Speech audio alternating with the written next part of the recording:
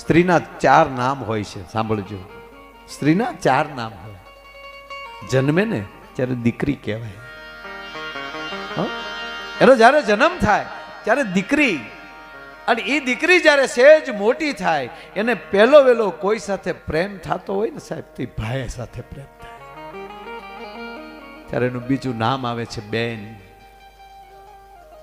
કાલ હવાની જુનાગઢની ઘટના, મરકીનો રોગ જ્યારે હાલી નીકળેલો, જેમાં કોરોના, અત્યારે તો માણસ પાસે સાહેબ વ્યવસ્થા છે, એટલા વાહનો, એટલી વ્યવસ્થા હોવા છતાં જો આપણે, તો એ સમય કેવો હશે, કોઈ વ્યવસ્થા નહોતી. વાતમાં ધ્યાન આપજો એક મિનિટ.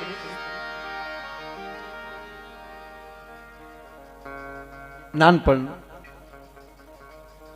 9 વર્ષની દીકરી બેન અને 3 વર્ષના ભાઈને મૂકીને માવતર ગુજરી ગયેલા છે.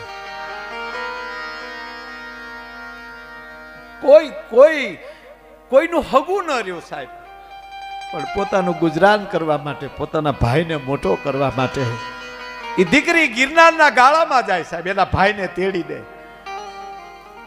ગિરનારના ગાળાઓમાંથી, ડુંગરાના ગાળાઓમાંથી લાકડા વીણે, લાકડાનો ભારો લાવે, લાકડા વેચીને પોતાનું ગુજરાન કરે. અને એમાં એકવાર બરોબર ધમધમતો તડકો છે, અને તડકામાં દીકરીની માથે ભારો, અને કાંખમાં એનો ભાઈને તેડેલો છે, માથા ઉપર ભારો છે, અને ગિરનારના પગથિયા ઉતરતી હતી. અને એમાં કોક હામું મળ્યું, પૂછ્યું કે બેટા બેન, આ કત્તે કોને તેડ્યો? મારો ભાઈ છે. શું કામ ગઈ છે? લાકડા લેવા. અમે નાના માણસો છીએ, અમે લાકડા વેચીને અમારું ગુજરાન કરીએ છીએ. તક તો બેટા ભાઈને નો ઘરે મૂકતો હોય, એ ભાઈને નો ઘરે મૂકતો હોય. કીધું ને આંખમાંની આહુડાની ધાર છે, ભાઈ માફ કરજો, અમારા માવતર મરી ગયા છે, મારા ભાઈને કોઈ રાખે એમ નથી, હું કોની પાસે મારા ભાઈને મૂકીને જાઉં?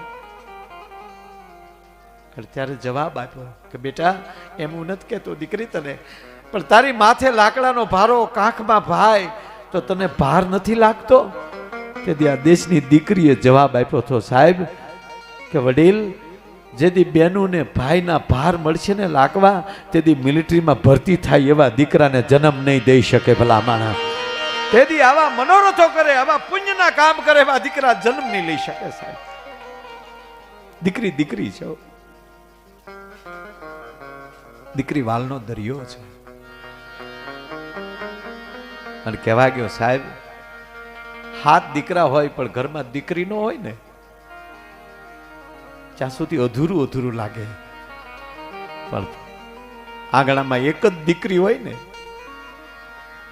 ત્યારે બાપ શું કહેવાય એની જવાબદારી દીકરી શીખવાડી દે છે આ દેશને. સાંભળી લેજો દીકરી, આ બહેનો બેઠા છો એટલે કહું, એનો એક મારે નાનો પ્રસંગ લેવો છે. દીકરી તત્વ શું છે? મેં મારી વળાવી છે દીકરી સાહેબ, પણ મારા નાથે એવી કૃપા કરીને એક દીકરીને વળાવીને તમારા દીકરાની ઘરે દીકરીનો જન્મ થયો છે.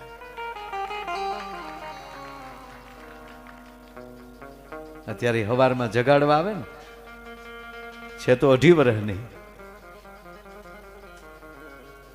હું જરાય ખોટું નથી બોલતો, મારા ઓરડામાં એ પ્રવેશ કરે તો મને જગાઈ જાય છે. ટપુક ટપુક કરતી આવતી હોય ને, આમાં મોઢા પાસે આવીને દાદા. પણ દીકરી તત્વ એવું છે. ગામડું ગામ, ગરીબ બાપ, એક દીકરી 6 મહિનાની હતી અને એની માં ગુજરી ગયેલી સાહેબ.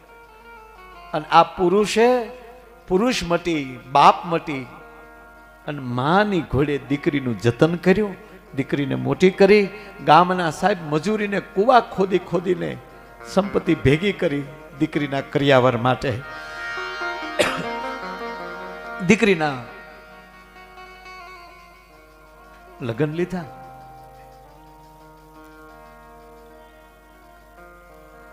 જાનુની વાટું જોવાની. ટૂંકી વાત બહુ મોટી છે, પણ નરું સત્ય તો એ છે કે આવી દીકરીનો પ્રસંગ લઉં ને તો મને મારી દીકરીનો પ્રસંગ મારી આ નજરમાં ટળવળે છે. કારણ કે અમુક વસ્તુ છે એનું વર્ણન ન થઈ શકે. એ તો જેને વળાવી હોય એ જ બાપને ખબર હોય કે દીકરીની વિદાય શું કહેવાય.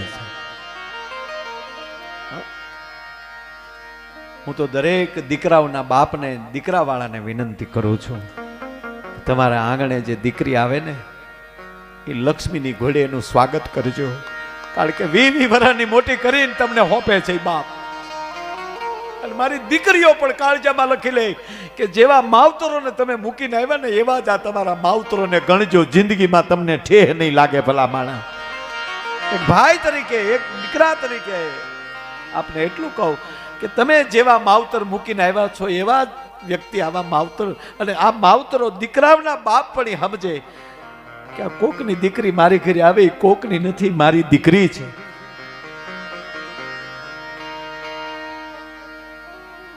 આ દીકરીની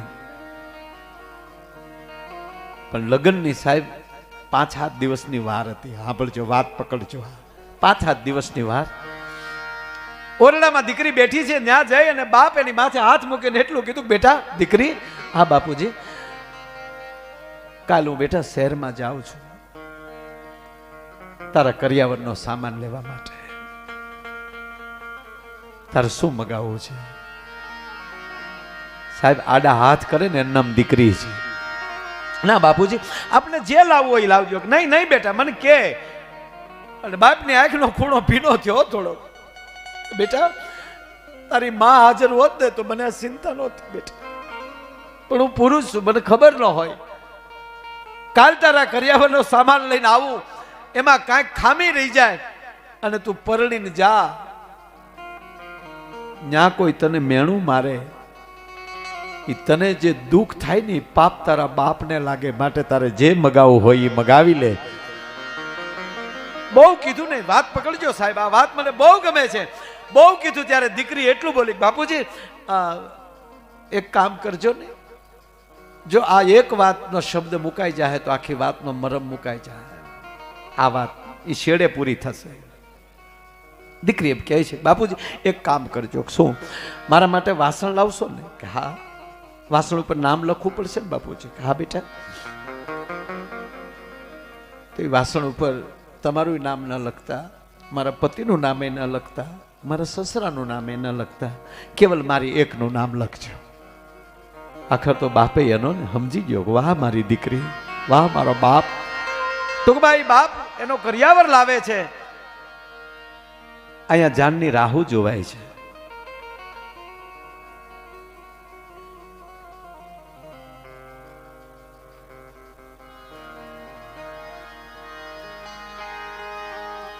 સાહેબ આપણા ગીતો જો તમે,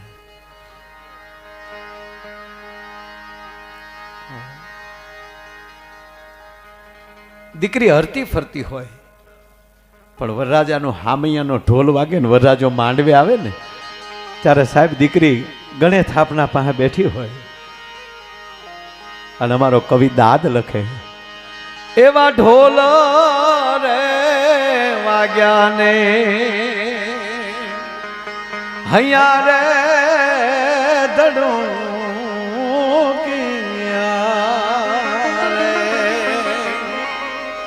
વરરાજા ના વાગ્યા જા એ નિશાન રહેતા તો ખૂણામાં ફફડ્યું રે કુણું એક કાળજુ એવું ખૂણામાં ફફડ્યું રે કુણું એક કાળજુ. દીકરીને માંડવામાં લાવ્યા, દીકરીનો વિદાય દીધી, 4 મંગળ પૂરા થયા, દીકરીને વળાવી. સાહેબ ગીત બધા ગવાતા હોય પણ જ્યારે દીકરીને વળાવે ને એ અદ્ભુત છે.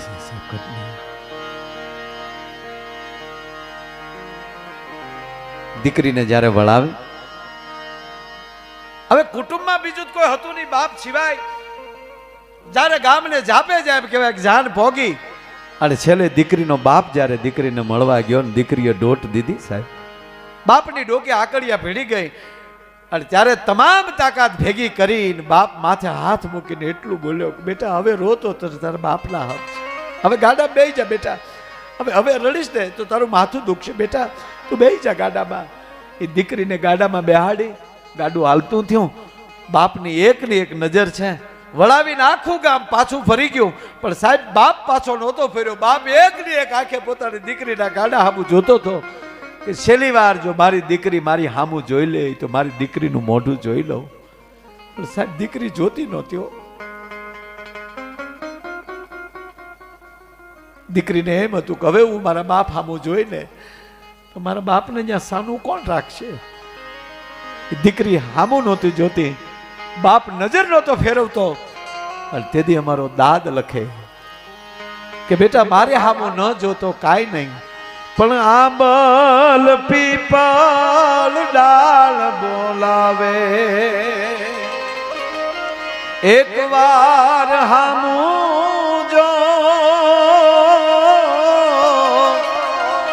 ધુકા દેતી જે ધરામાં આરો અણહરો કાળજા કેરો કટકો મારો.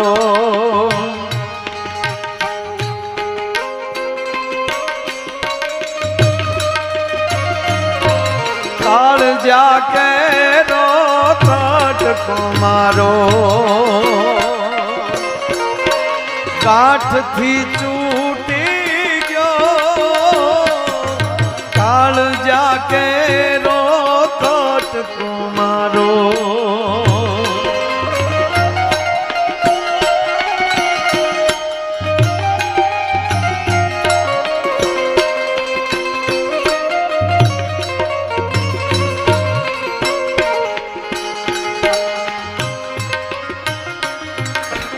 અને આમલી પીપળીની વાત યાદ આવે, વાત આવે ને સાહેબ, આ તો કવિ દાદની કવિતા પણ એવી જ એક લાડલીની વાત આવે એટલે કીર્તિદાન ગઢવીએ જે ગાયું છે સાહેબ, અદ્ભુત ગાયું છે, એવું બીજો ન ગાઈ શકે કોઈ સાહેબ. આ ગીત આંબલી ને પીપળી રે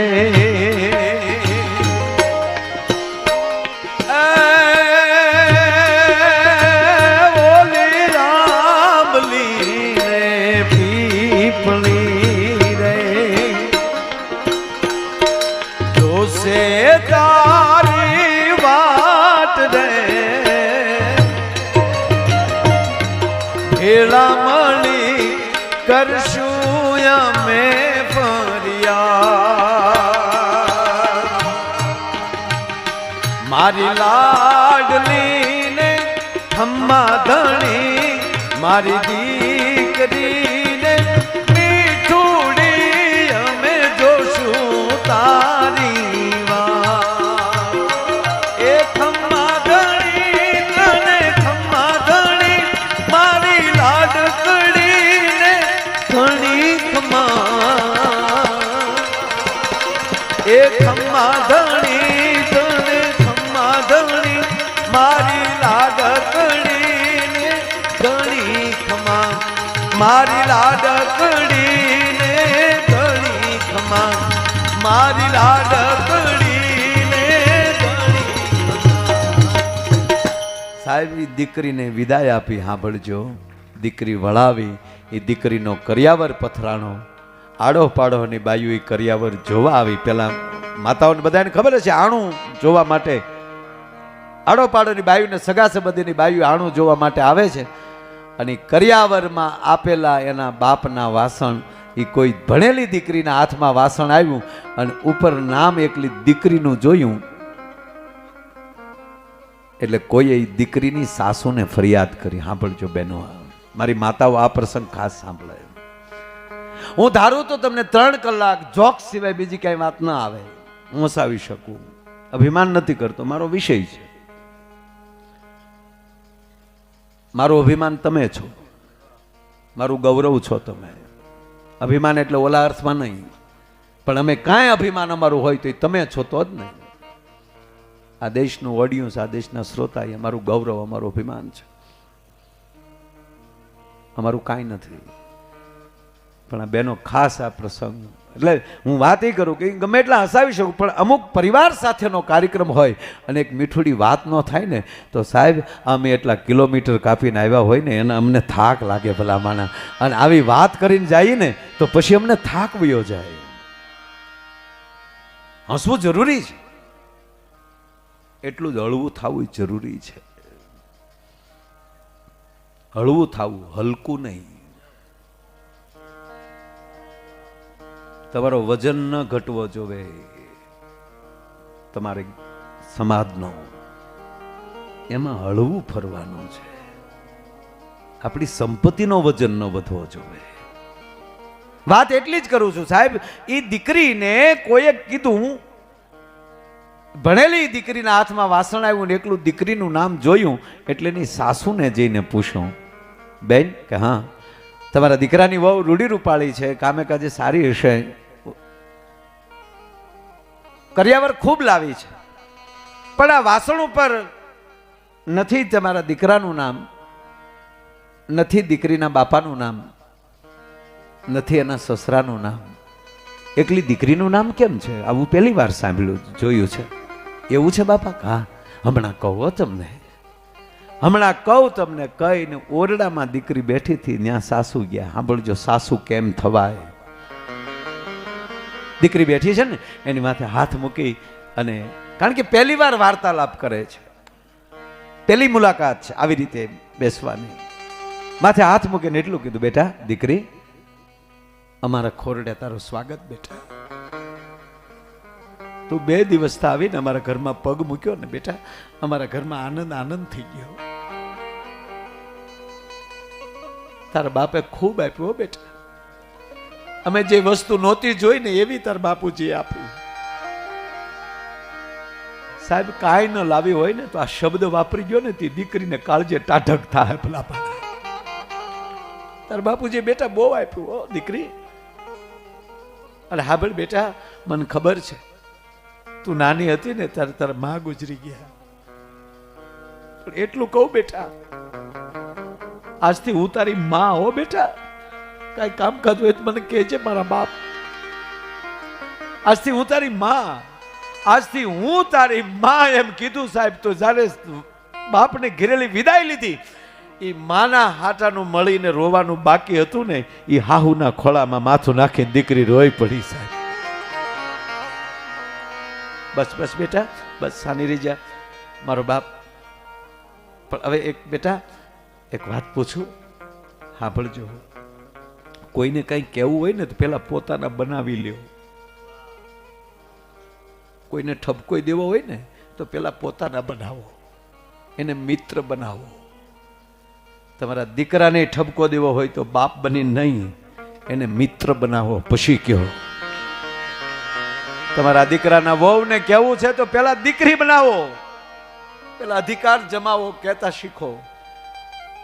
ગીતામાં ભગવાન કૃષ્ણને જ્યારે જ્યારે કંઈક અર્જુનને કહેવાનું આવ્યું છે ને, ત્યારે કૃષ્ણ પોતે બોલ્યા છે, હે સખા, હે મિત્ર, હે અર્જુન, તું મારો સખા છો, તું મારો મિત્ર છો.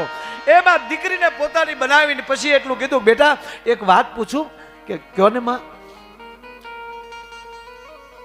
આ તું વાસણ લાવીને બેટા બહુ સરસ છે, પણ આ વાસણ ઉપર નથી તારા બાપુજીનું નામ, નથી મારા દીકરાનું નામ, નથી તારા સસરાનું નામ, તારી એકલીનું નામ કેમ છે? તેથી આ દીકરીએ જવાબ આપ્યો કે માં હું પરણીને હાલી આવું, કેટલું બોલાય મને ખબર નથી, પણ છતાંય કાંઈ વધારે બોલાય તો મને માફ કરજો. પણ માં હું એક વાત પૂછું આપને, કે બોલો ને બેટા, કે આપણા ઘરે કોઈ પ્રસંગ આવશે ત્યારે વાસણ ચૂલા ઉપર ચડશે? કે હા.